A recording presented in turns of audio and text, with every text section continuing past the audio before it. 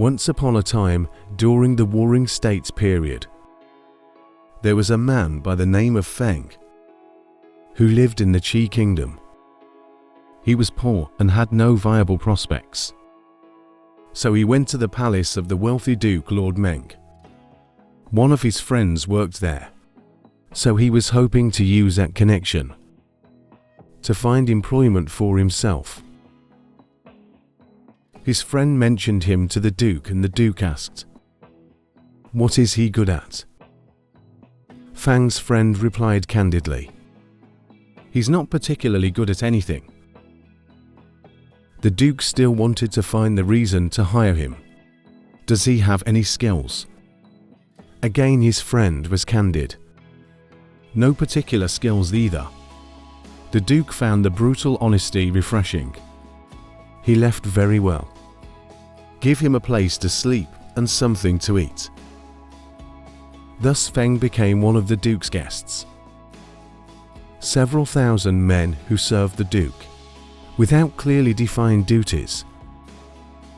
His peers, seeing that the Duke did not hold him in high regard, tended to look down on him. However, the Duke treated him well. He got decent food, authorization to use one of the Duke's chariots, and a small allowance each month to support his elderly mother. One day, the Duke posted a sign for all to see, asking for a volunteer. There was a remote region in the Duke's territory called Zhu. The people of Zhu were in debts to the Duke from years ago. The Duke wanted someone who could keep track of numbers accurately to go there and collect the debts. Feng stepped forward and volunteered. The Duke, in his usual courteous manner, said to Feng, "I have been so busy with the exhausting and confusing affairs of the state that I haven't had the time to work on this. Would you mind traveling to the Zhou region as my representative and collect to the loan payments on my behalf?" Fang formally accepted the task and began to prepare for the trip. He needed to take the loan documents, as well as a few guards with him. When he was done with his preparations, he reported back to the Duke.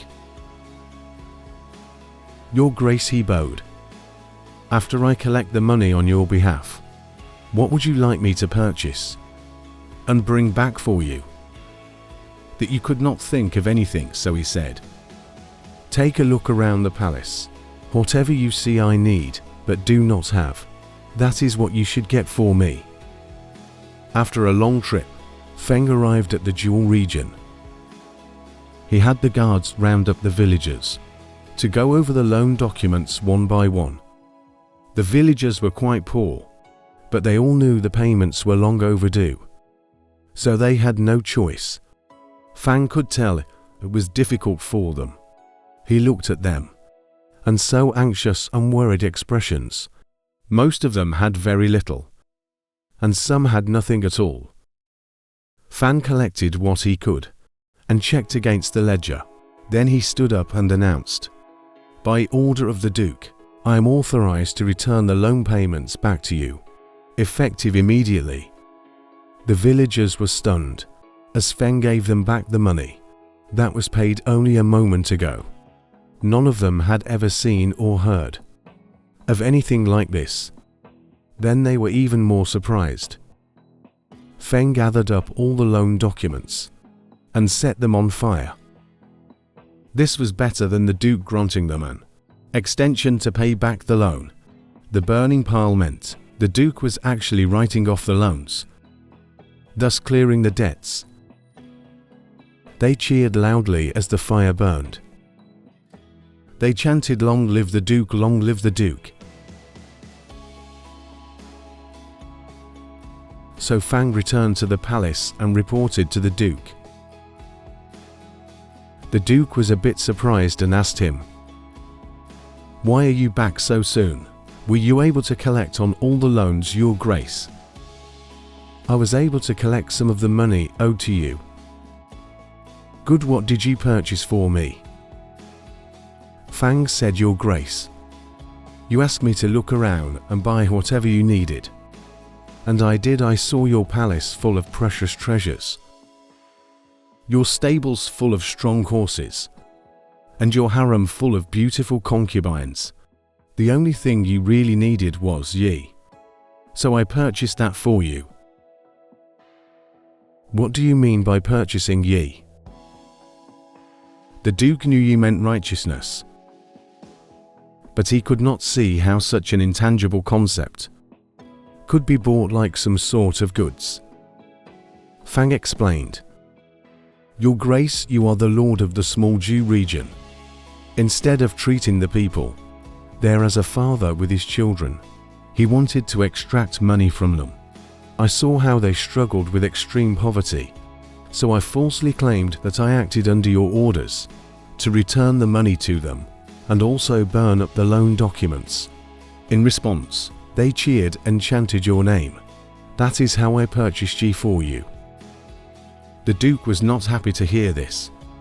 Although he was very wealthy and did not really need the money, he was expecting to get something, but now he had nothing.